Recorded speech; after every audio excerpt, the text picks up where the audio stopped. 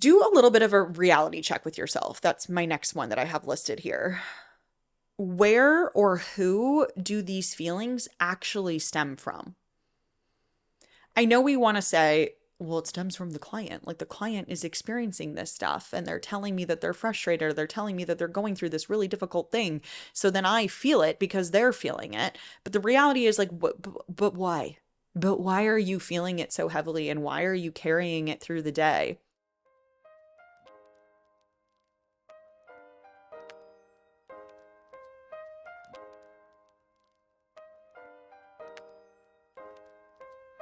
Hello, my friends. Welcome back to Not Another Mindset Show. Today, we're talking about a topic that I think you may really, really need. And if you clicked play on this episode, it probably is because you really need it. And this is coming from discussions that I've had with so many coaches over the year.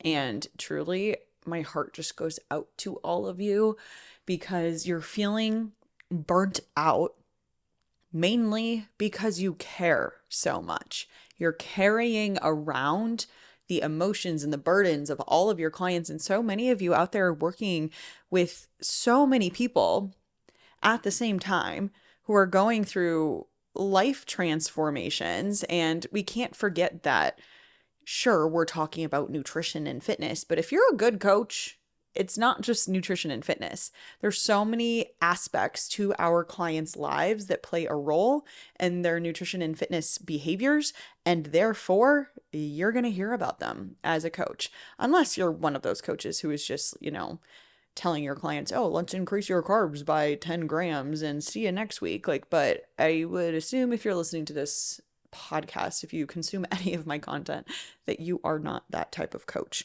So, when I talk about burnout with coaches, I really like to have this conversation about whether or not it's actually burnout or something called compassion fatigue.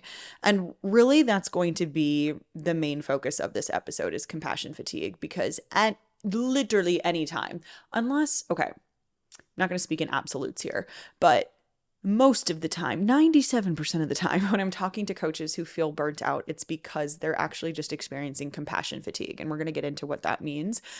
And the other 3%, it may be like 10% of coaches that I speak to, it's burnout just because they are overwhelmed with tasks inside their business. If, for instance, inside the Growth Collective, which is my one-on-one business mentorship container, I'm often working with coaches who are trying to move into more of the CEO role while also having like a roster of 50 clients, but then they're managing other coaches on their team and admin and social media and emails and billing and all of this stuff. Like, yeah, no shit, you feel burnt out. You are literally doing absolutely everything. So we need to fix that. But that's not really the topic of conversation today. We're not going to talk about like time management and outsourcing. That could be a different episode if that's something you guys are interested in. But instead, talking about burnout from a compassion fatigue perspective. And if you're listening to this and you're like, I don't know if it's a compassion fatigue thing. Number one, let me talk about what that actually is. But chances are it's a burnout feeling because of this.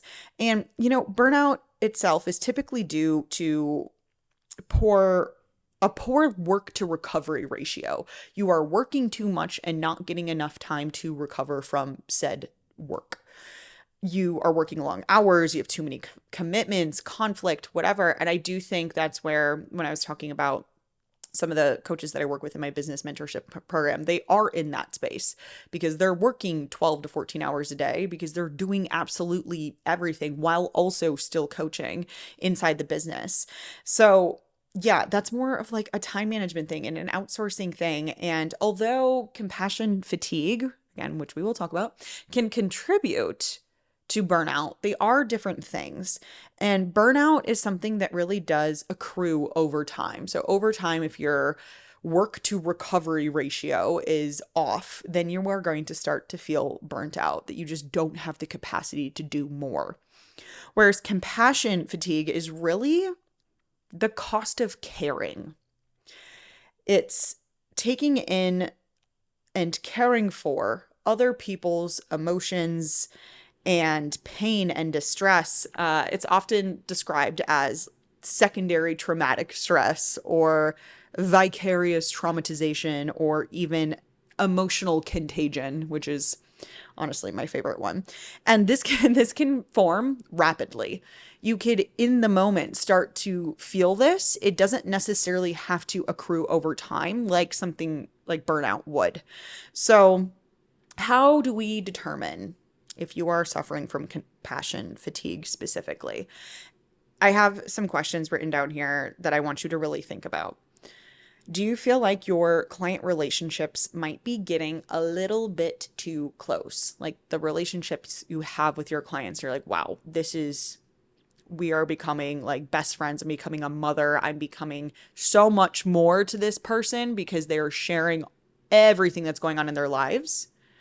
Or when a client is going through a rough time, do you really feel their pain? You read that check-in form and immediately feel it in yourself. Do you notice your client's emotions rubbing off on you? So you have a really hard time kind of shaking what your clients are going through, how that's showing up for you, and actually, again, shaking it and moving on and kind of going back to who you are outside of what your clients are experiencing.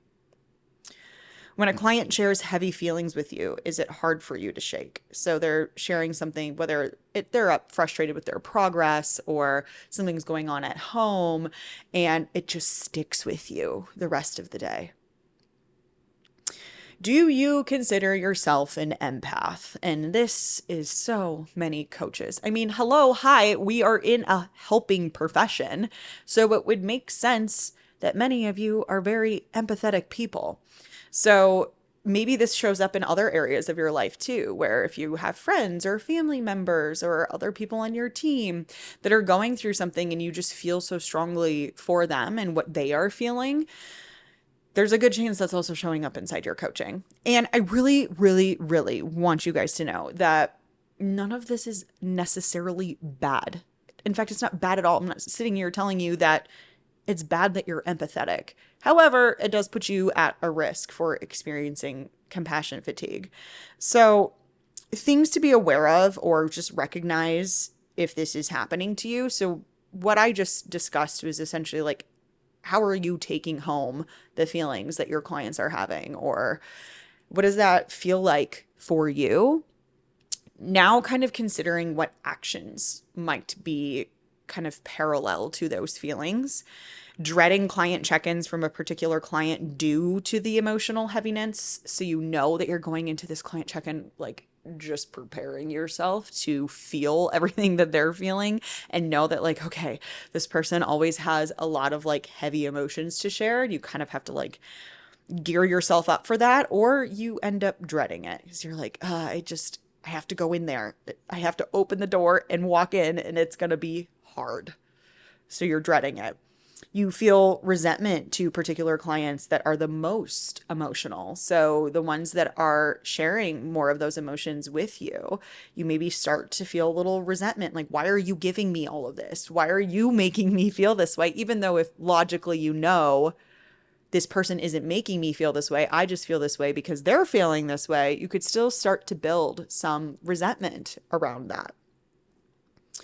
With client check-ins, you feel a little bit more beat up as you continue to go through your roster of check-ins for the day, your list of check-ins for the day. So with every single one, you're just kind of feeling yourself getting more and more drained. And you get to the end of the day, maybe you had 10 to 12 client check-ins that day, and you just have nothing left to give. Or just in general, feeling like their problems or feelings are my problems or feelings. And that's how it needs to be as a coach. And if that's a place that you're in, then yeah, compassion fatigue could be something that you're struggling with. And it may be compassion fatigue over burnout. And there are some visible signs of this too. If your overall work efficiency is declining, you're noticing that it's taking you longer to get through check-ins, or you are really taking your time going from check-in to check-in, taking longer breaks than normal, maybe starting to feel a little bit more callous to your clients, or quicker to get angry or frustrated, like your fuse is just getting shorter. You're expressing negative opinions about your coaching role to other people. So when you're having conversations with your friends at dinner and you're noticing that like there's more negative things that you have to say lightly, or maybe you're even daydreaming about other job opportunities that might be out there because of this heaviness that weighs on you. And your client check-ins are starting to feel a little bit more like checklist items than they are actually connecting with your clients. We do these things, these visible signs start to show up because you are trying to distance yourself from what you're experiencing. So daydreaming about other jobs, seeing check-ins as a checklist item, speaking about your role negatively, like you're trying to distance yourself in a way. And some less visible signs that might be showing up for you are a reduced sense of accomplishment. So you're just not feeling as accomplished in your work anymore. You might get happy when a client cancels a call or doesn't check in because it means like, okay, great, I don't have to take that person on today. You avoid extra interaction with clients. This is a big one because if it's the interaction that is affecting you and you're noticing yourself avoiding it, that's something to pay attention to. Any type of high emotion client check-in maybe sets the tone for your day. So you go through this like heavily emotional check-in with a client, and now your entire day is set by that check-in and by that experience. Overall, you might just be feeling less effective as a coach or having unhealthy attachments to clients, anxiety when clients are getting emotional. Okay, at this point, I have shared so much stuff. You might be listening and going like, yeah, okay, that is me, Kasey. Moving along, like, what do we do with all of this? And the first thing I want to do with you is, to no one's surprise, a little bit of a mindset check. If you felt like, yes, that sounds like me. Yes, that's what I'm doing. Those are my visible signs. Those are the actions I've been taking. Those feelings that you're describing do sound a lot like me. I don't want you to assume that you're doomed, that you're not cut out for coaching, that you are experiencing this disease of compassion fatigue and you're screwed. That, my friend, would be very much a fixed mindset approach to be taking here. And instead, I want you to understand that any level of compassion fatigue is due to the fact that you are compassionate. And we don't want to be out here saying that having compassion is a bad thing. You experiencing fatigue from compassion in some regard because you're doing something right. You have a whole host of people who are feeling comfortable around you and they want to share with you and they want to tell you how they're feeling. There are so many coaches out there, and you probably might even have some of these clients amidst all of these other clients that don't share freaking anything with you. And wouldn't you rather them share a lot than share nothing? They're just going through their client check-in form and leaving everything blank or putting like NA next to all of the responses. So like, what's the total opposite? You not having any compassion and just being able to let everything roll off and nothing affect you? I'm not sure you would even be in a coaching position if that was you. And to be really honest, if that's who you are, if that's who you were striving to be, that is not what makes a good coach either. So instead, it becomes, how do we just better manage the compassion fatigue? How do we get to a point where we can have emotional conversations with our clients and feel for them without it, for lack of a better phrase, ruining the entire day? So research in the area on compassion fatigue is usually with roles like nurses, doctors, hospice care workers, people who work at cancer facilities, mental health workers. Yeah, lots of really heavy roles, right? So with that research, not every doctor, nurse, or therapist experiences compassion fatigue to the degree that it significantly impacts them. So I also, this is like mindset check for you too, don't want you to think, well, if I'm experiencing that, then that is a bad thing and I need to fix it. I need to get rid of it. Or it's absolutely impacting everything and I need to do something about it.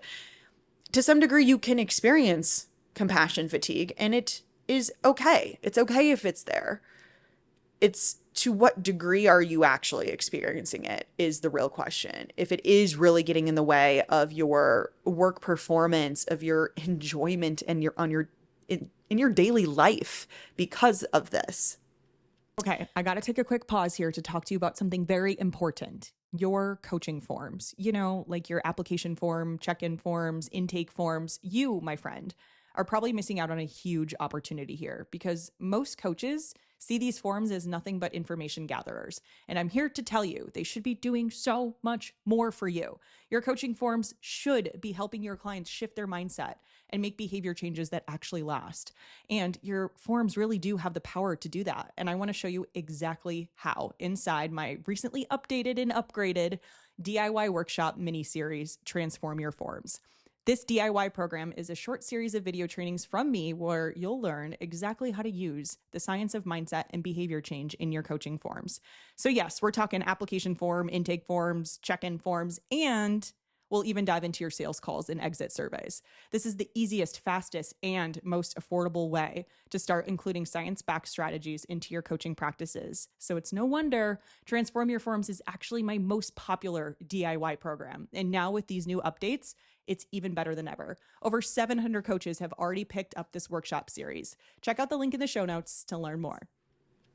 So from the research on compassion fatigue, we do know that there are some risk factors for being more affected by compassion fatigue compared to other people.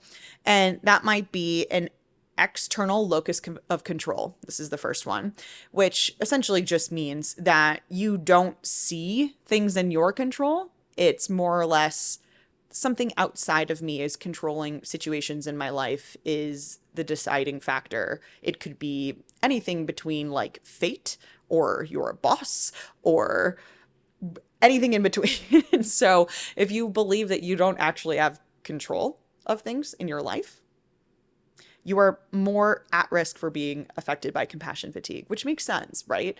Because then it becomes, well, this person is feeling this way and experiencing this thing. So the only option here is for me to also experience that. And I have no control over my experience. It's only based on their experience. So external versus internal. If you have low optimism, less emotional stability, or traumatic life events, you are also at risk for being more affected by compassion fatigue. And again, I know I've said this on the podcast numerous times before when I'm discussing research, but just because this is what research is showcasing doesn't mean that that's the case for everyone. That doesn't mean if you've experienced a traumatic life event, you are destined and doomed to experience compassion fatigue in a way that it really affects you. That's not necessarily the case, but these are things we can pay attention to. If you have low optimism, less emotional stability, traumatic life events, like those are, again, speaking of control, all things that you can actually control. No, you can't control the fact that you had a traumatic life event, but you can go to therapy and you can work through that traumatic life event and see how that changes things for you, which then may change things with how you interact with other people, your clients, and just in your life in general. And the last risk factor is high empathy, which I know we kind of already discussed this a little bit. So if you have high empathy, you're more likely to be affected by compassion fatigue. So being empathetic is a risk. Yeah, like of course it is. Of course it is.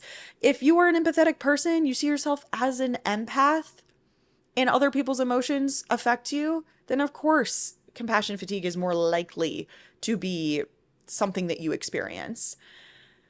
But no empathy, no compassion fatigue, sure. But also, no empathy probably also means no job for you if you are a coach.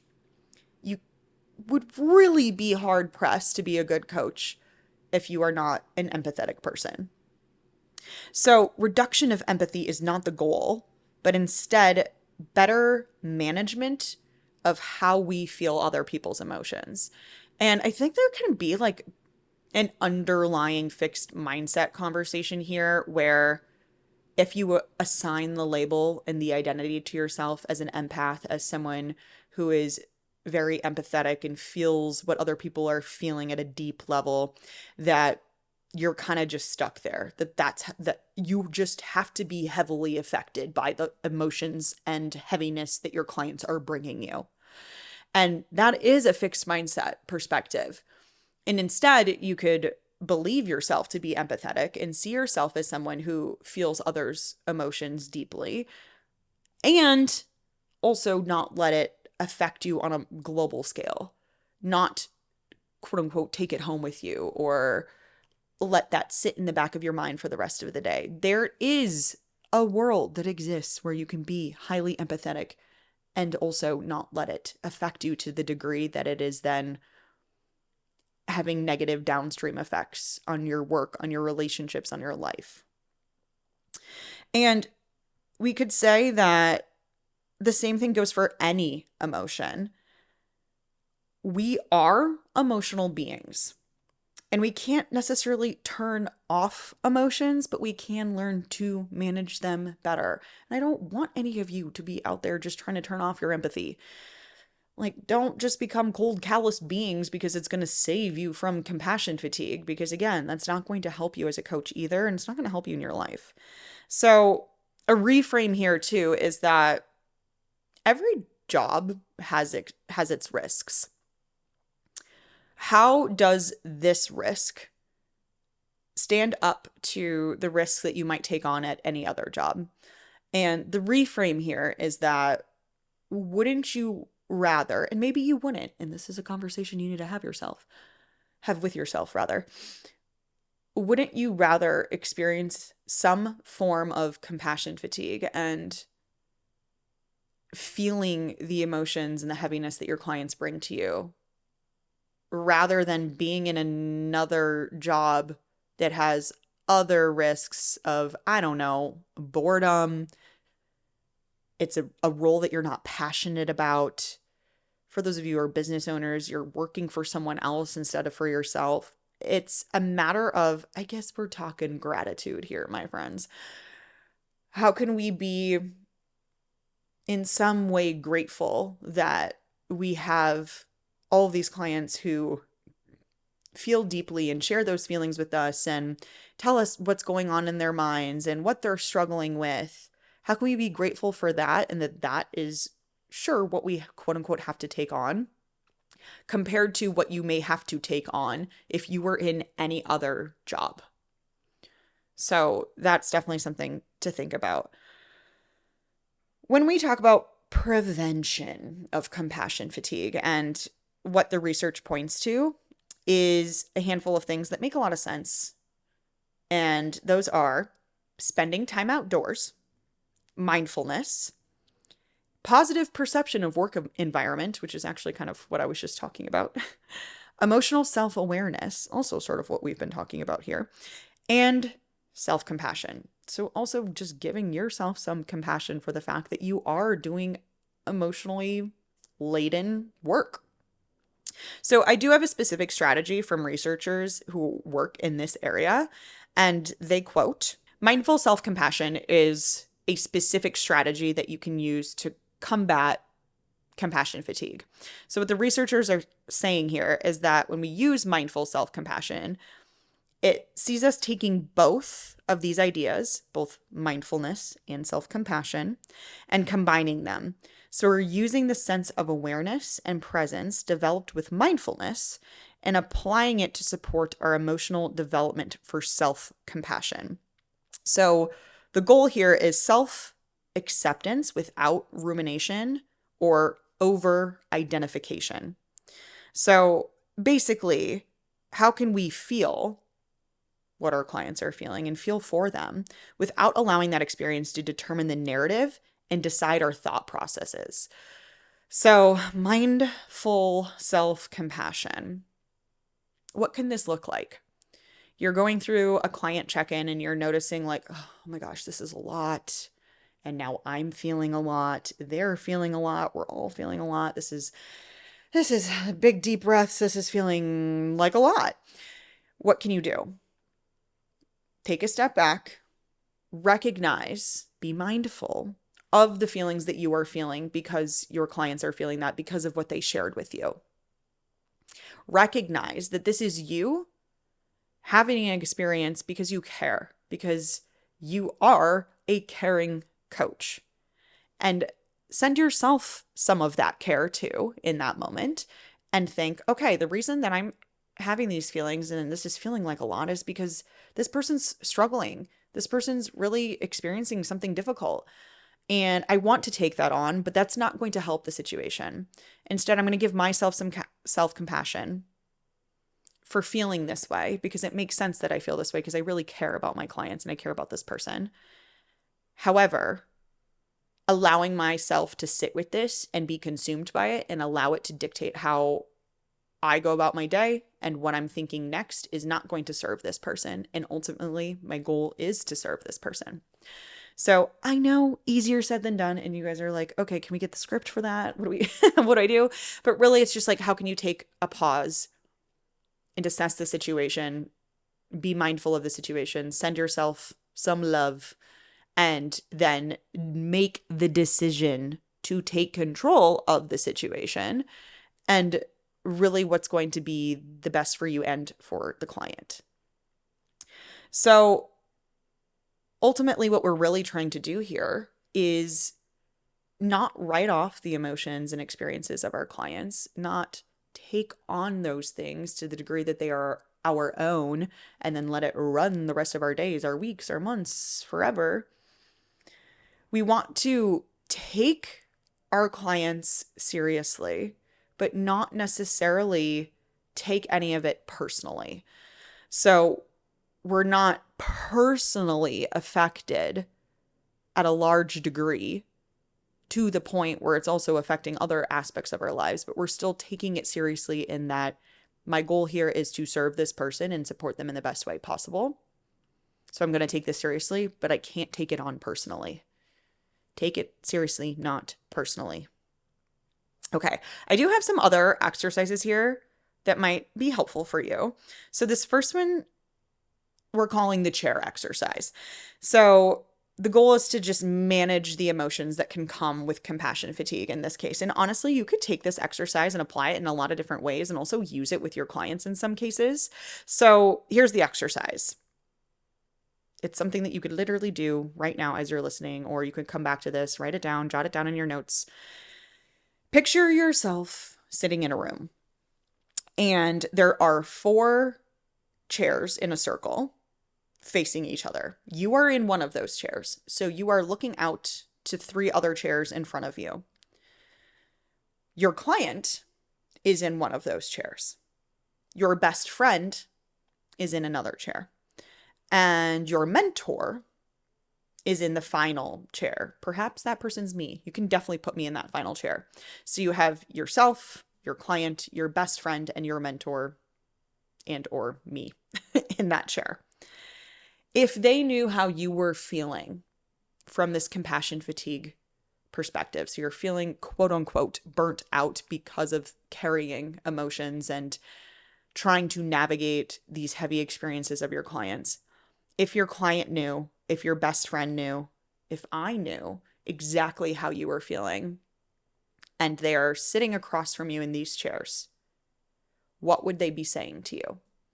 So what I would do is sort of visualize. This could also be a great like journaling activity. What would that client say to you in that moment? Like, wow, because you're feeling this way, it makes me realize how much you care.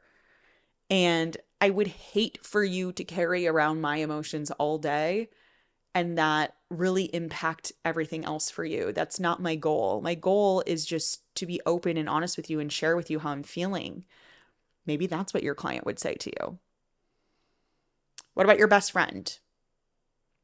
Your best friend might say, wow, that is a lot, and I understand why you're struggling. But also remember that you're struggling because you're doing such passion-driven work. And I'm jealous because I don't get to do work like that. I would trade how you're feeling for how I have to feel in my job. Maybe that's something your best friend would say. And what would your mentor say? And if we're going to say that the mentor is me, then I feel like I've said everything I needed to say in this podcast for the most part so far. But think about maybe someone else in your life that I was going to say that you look up to, but this should really be someone that is a mentor to you, someone who has provided you with guidance. What would they say to you about how you're feeling around these feelings of compassion fatigue? So this is really good exercise. I really hope you guys do this. Don't just listen to this and not actually do it. Like, please use it. And like I said, you could also take this exercise and use it in other ways too. Like if you have a client who's struggling with something, maybe they're struggling with their progress or negative body image, and have them do the chair exercise, that can be really powerful. Okay, some additional things you can do just to support yourself, whether it's compassion fatigue or you're just really feeling what it is to be a supportive person who guides their clients to work through life. And you're just noticing that that is sitting with you a little bit more than normal. Maybe not to the point of compassion fatigue, like burnout type of feelings, but things you can do. I love a pre-client check-in ritual. And that ritual being, before you sit down to start your client check-ins, take a deep breath and ask yourself, why do I do this? Maybe even take it a step further and write down, I do this because blank, fill in the blank. Maybe even write 3 to 5 things. So remind yourself why you do the work that you do before you dive into client check-ins. Another one, take breaks. Go outside. Take a second. I can't tell you the number of times, even I'm not working with one-on-one health and fitness coaching clients anymore, but I still have check-ins with my business mentorship clients. I have a lot of work to do every day. And there are many times where I'm just like, I'm feeling oh my God, I don't know if I can keep going. And wouldn't you know it, 10-minute walk outside really can make a difference. And we also see that in the research, like I mentioned before. Do a little bit of a reality check with yourself. That's my next one that I have listed here. Where or who do these feelings actually stem from? I know we want to say, well, it stems from the client. Like the client is experiencing this stuff and they're telling me that they're frustrated, or they're telling me that they're going through this really difficult thing. So then I feel it because they're feeling it. But the reality is like, but why? But why are you feeling it so heavily, and why are you carrying it through the day? Is it because those experiences that your clients are having are something that you've experienced before? So it's kind of like bringing you back to that time. Is it because you are so fearful that you won't be able to help this person? So they're sharing all of this with you, and then that turns into, I need to fix it for them. And if I don't, they're going to leave. Where is it actually stemming from? Take some time to think about that. I've said this already, but gratitude, and it's cliche, I know, but what would you rather be doing? And maybe there is something you would rather be doing. Hey, there's a chance you listened to this podcast and went, you know what, Kasey, I actually don't think I want to be coaching anymore. And that's okay too. It can be a scary thought, especially if it's something you've been doing for a long time. But if you're going through this podcast and you're like, damn, yeah, and I'm really, really grateful for the work that I get to do, then I think spending more time in that space and in those feelings, and really thinking to yourself, what is it that you would rather be doing if not this? And if there isn't anything, then that can really help relieve a lot of that in the moment. And last thing I will say, lean on other people, and not just other people who get it, people who get you. Other coaches, other people who are in helping professions, and not just to misery loves company and commiserate with each other, but instead to have productive conversations around this stuff. Like this is something we talk about a lot. Like I mentioned inside the Growth Collective, my business mentorship container, because everyone in there is a coach and I'm like, have I worked with people who are not in the health and fitness space? And I don't think the answer is yes. People who are in like similar spaces, like meal prep companies and stuff like that, but find a community, whether that's the Growth Collective. If you're interested, I will leave the link in the show notes. We only open up a few spots 2 times per year.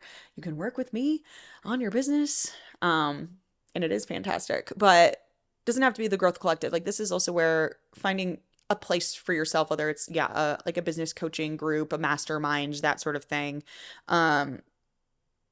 I was going to say, like, certain certifications probably have a solid community group. I'm like, oh, maybe, Kasey, the certification that you run, which is so true. The Health Mindset Coaching certification is my bread and butter program for coaches. And there's a lot of support happening constantly during those cohorts.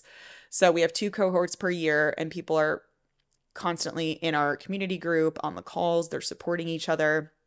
So you can bring up things like this in those groups, in those settings. And number one, it's going to feel good right away because you're going to notice a lot of other people are also feeling what you're feeling. And then number 2, you guys can actually support each other to work through it rather than you just feeling kind of isolated.